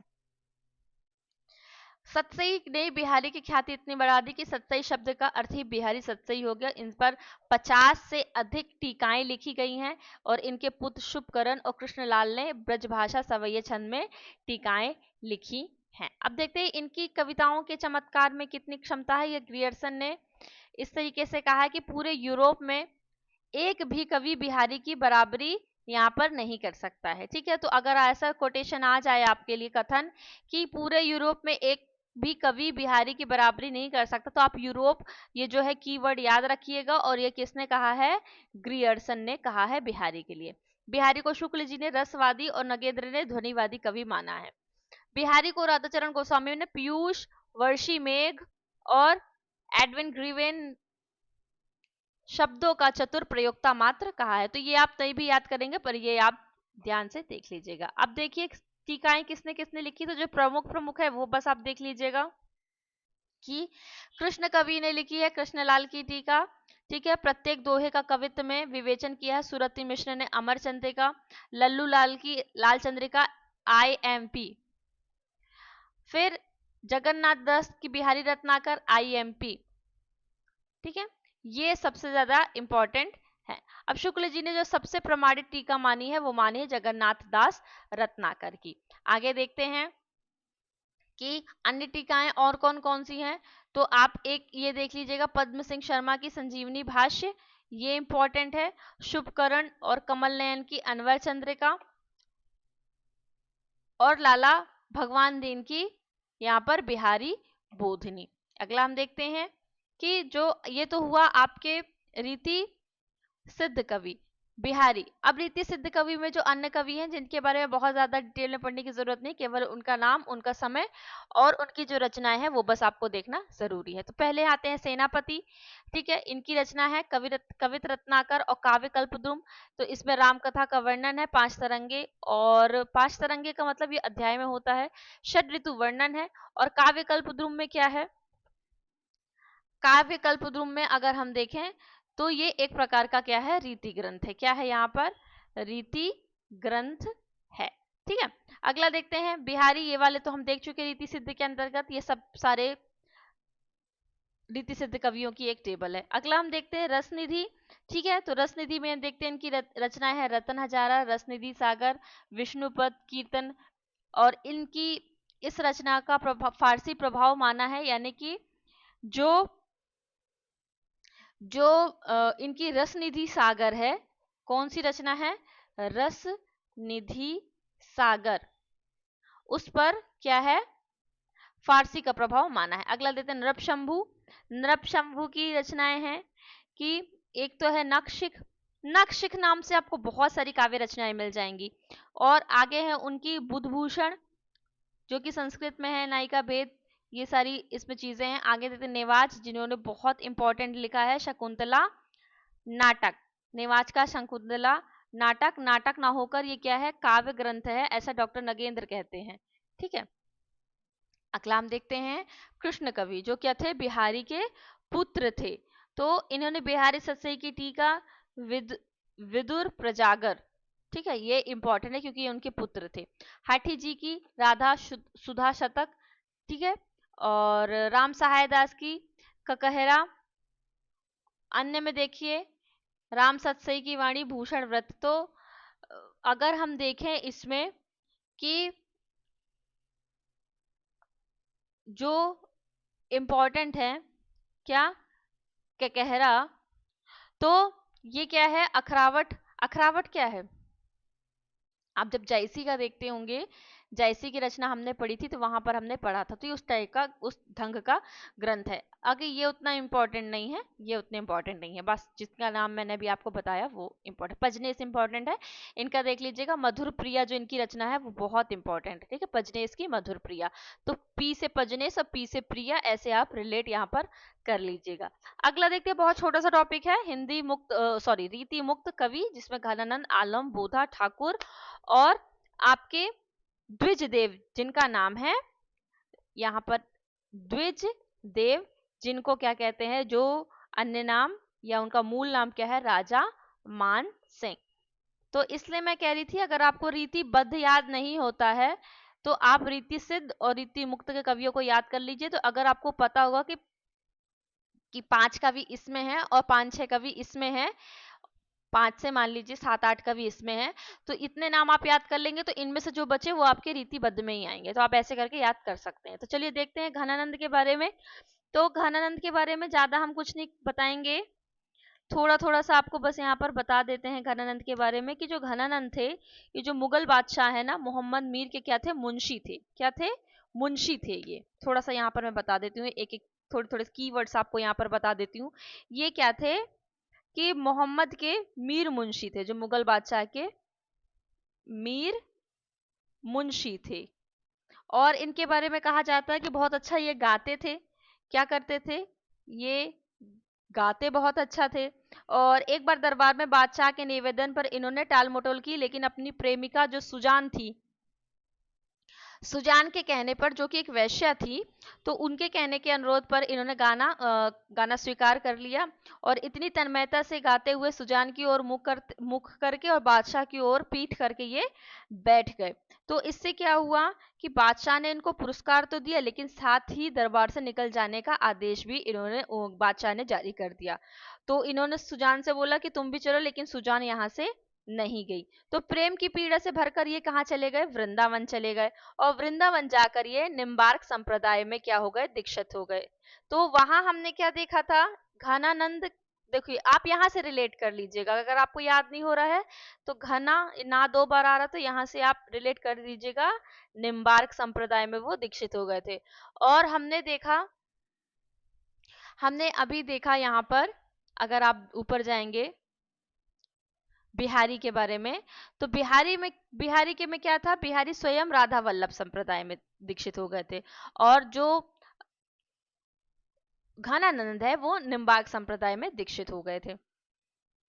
तो इन्होंने क्या किया कि ये निम्बार्क संप्रदाय में दीक्षित हो गए और अब ये कृष्ण भक्ति की कविताएं लिखने लगे। हालांकि सुजान से न मिलने की जो तड़प है इनकी कविताओं में दिखती है।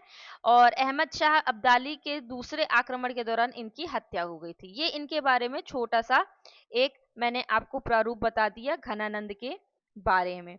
अब घनानंद को प्रेम की पीर, ठीक है, क्या बोला जाता है इनके बारे में, एक प्रेम की पीर, प्रेम की पीर का कवि इनको कहा जाता है। और ये संगीत का अच्छा ज्ञान रखते थे। तो जैसे गंधार, भैरव, रामकली, केदार, सोरठा, ये सारी चीजें हैं ना, तो इनका अच्छा ज्ञान था। आगे हम देखते हैं इनके बारे में कि जो जो ब्रजनाथ हैं, यहाँ आप नाम रख लीजिएगा, ब्रजनाथ हैं। ब्रजनाथ ने क्या किया था, घनानंद की रचनाओं का सर्वप्रथम संकलन, केवल आपको जानकारी के लिए यहाँ पर बताया जा रहा है। हरिश्चंद्र, भारतेंदु हरिश्चंद्र ने भी घनानंद की रचनाओं का संग्रह सुंदरी तिलक के शीर्षक से किया था। किस नाम से किया था, सुंदरी तिलक नाम से भारतेंदु हरिश्चंद्र ने किया था संकलन।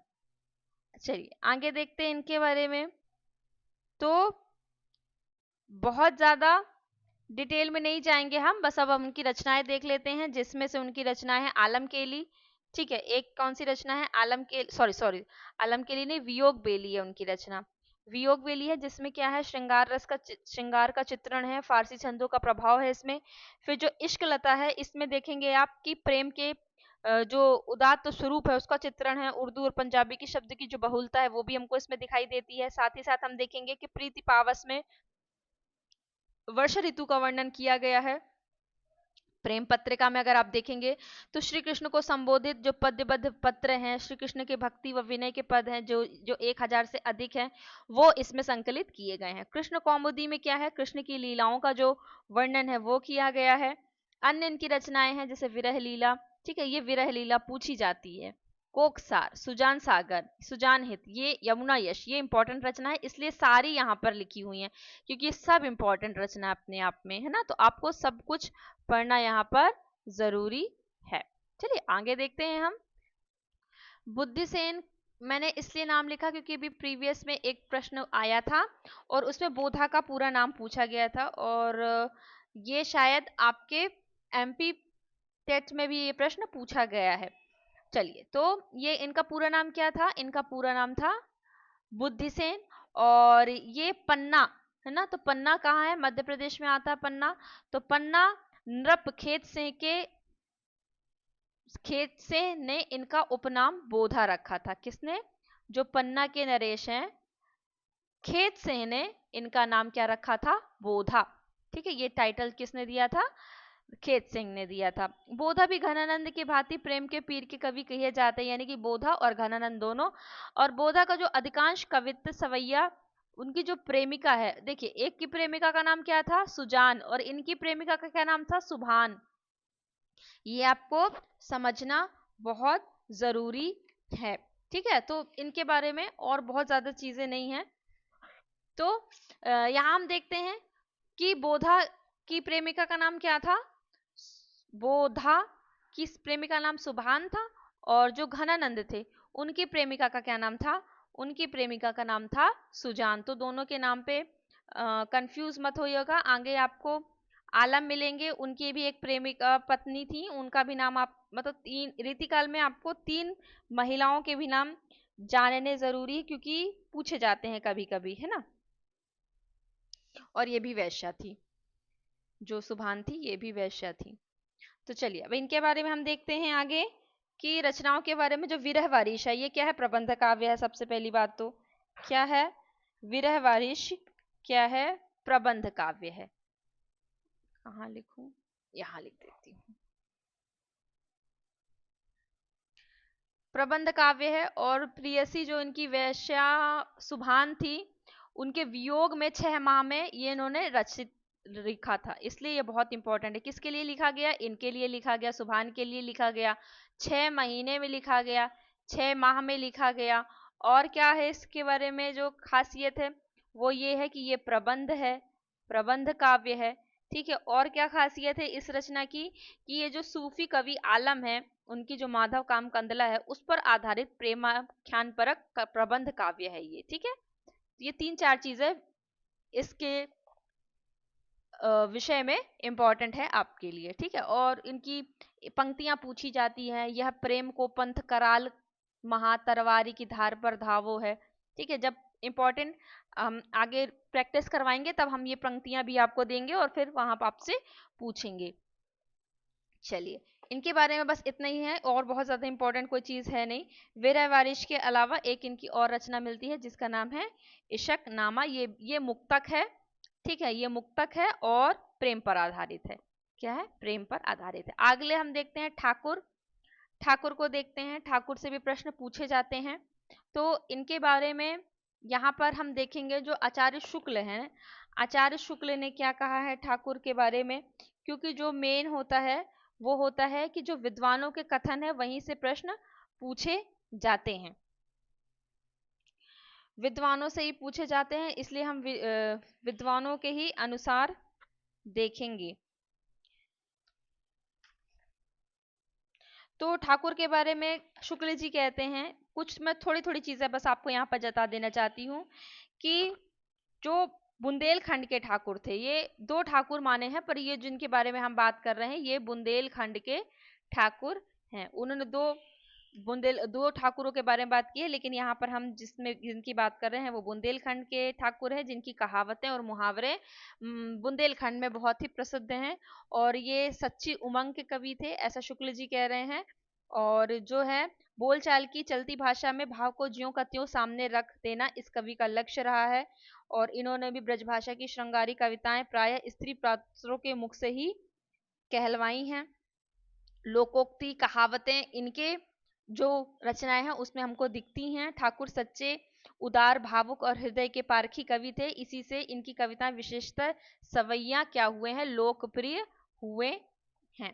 ठीक है, चलिए ये इनके बारे में थोड़ी सी जानकारी। ठाकुर ठसक और ठाकुर शतक, इनकी जो रचनाएं वो यही हैं, और बहुत ज्यादा इनकी रचनाएं हमको नहीं दिखाई देती हैं। अगला हम देखते हैं कि आलम। ठीक है, तो आलम की रचना मिलती है एक आलम खेली, जिसमें प्रेम के संयोग वियोग पक्ष का भावात्मक मुक्तक के जरिए अभिव्यक्ति की गई है। और अगला हम देखते हैं द्विजदेव यानी कि राजा मानसिंह।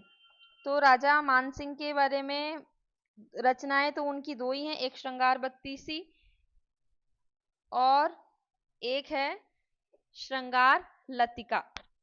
क्या रचना है उनकी? दो रचना है, एक तो है श्रृंगार बत्तीसी और एक है श्रृंगार लतिका, या श्रृंगार लतिका का सौरभ, श्रृंगार लतिका सौरभ भी ऐसे करके आपसे पूछा जाता है। तो देखिए यहाँ पर आपको मैं बता देती हूँ थोड़ा सा इनके बारे में, राजा मानसिंह के बारे में, जिनका नाम द्विजदेव था, जो ऋतुमुक्त रचनाकारों के अंतर्गत आते हैं। तो ये ब्रजभाषा के श्रृंगारी कवियों की परंपरा में क्या है, अंतिम प्रसिद्ध कवि हैं। ठीक है, ऐसा उनको माना जाता है। और जिस प्रकार लक्षण ग्रंथ लिखने वाले कवि में पद्माकर अंतिम प्रसिद्ध हैं, उसी प्रकार से पूरी अगर श्रृंगार परंपरा में हम देखें तो ये क्या है, अंतिम में आते हैं। सबसे विशेषता इसमें क्या है, इनकी रचनाओं में क्या है, ऋतु वर्णन। ठीक है, इनकी ऋतु वर्णन लिखा है। ऋतु वर्णनों में इनके हृदय का उल्लास उमड़ पड़ता है। बहुत से कवियों के ऋतु वर्णन हृदय की सच्ची उमंग का पता नहीं देते, रस्म सी अदा करते जान पड़ते हैं। अच्छा, शुक्ल जी कह रहे हैं, पर इनके चकोरों की चहक के भीतर इनके मन की चहक भी साफ झलकती है। ठीक है, तो थोड़ा सा इनके बारे में, बस ये दो रचनाएं आपको जरूरी हैं, और ये था कि इनका जो मूल नाम था वो आपके लिए इंपॉर्टेंट है। तो यहाँ पर हमने कोशिश की कि रीति काल के अंतर्गत जो तीन विभाजन हमने किए थे, रीतिबद्ध काव्यधारा, रीति सिद्ध काव्यधारा और रीति मुक्त काव्यधारा, उनके जो प्रमुख प्रमुख कवि हैं और उनकी जो रचनाएं हैं, और रचनाकारों के बारे में, जो कवियों के बारे में जो मूल डिटेल में जो हमें परिचय देना था वो हमने देखा। मूल रूप से हमने तीनों विभाजन में जो कवि आ रहे थे हमने देखा। अब हमारा अगला टॉपिक है, सिलेबस के अनुसार है आधुनिक काल। अब हम यहाँ अगले टॉपिक को शुरू करते हैं, जिसका नाम रहेगा आधुनिक काल। तो आई होप आपको वीडियोस अच्छा लगा होगा। हम डेली क्लासेस अपनी कर रहे हैं कंटिन्यू। तो अगर आपको वीडियो अच्छा लगे तो चैनल को सब्सक्राइब कीजिए, क्योंकि अगर आप चैनल को सब्सक्राइब कर लेंगे तो जब आपका एग्जाम आएगा तो आपको एक क्रम अनुसार, क्योंकि हम अब सिलेबस के अकॉर्डिंग ही पढ़ाई कर रहे हैं, हम बीच में से कुछ नहीं उठा रहे हैं। जिस दिन हमारा सिलेबस कंप्लीट हो जाएगा उस दिन से फिर हम क्या करेंगे, थोड़े शॉर्ट में और एमसीक्यू स्टार्ट करेंगे। अभी हम एमसीक्यू स्टार्ट नहीं कर रहे हैं, क्योंकि अभी हमको बेसिक पढ़ाई करनी है। थोड़ा थोड़ा अगर आप अभी से पढ़ते चलेंगे तो आपको एकदम से बर्डन नहीं पड़ेगा। अगर आप पात्रता परीक्षा को पास कर भी चुके हैं तो चयन परीक्षा के लिए आपके लिए बहुत इंपॉर्टेंट है। तो आई होप आपको वीडियो अच्छा लगा होगा। वीडियो अच्छा लगे तो चैनल को सब्सक्राइब कीजिएगा। मिलते हैं अगले वीडियो में। अपनी पढ़ाई बनाए रखिए।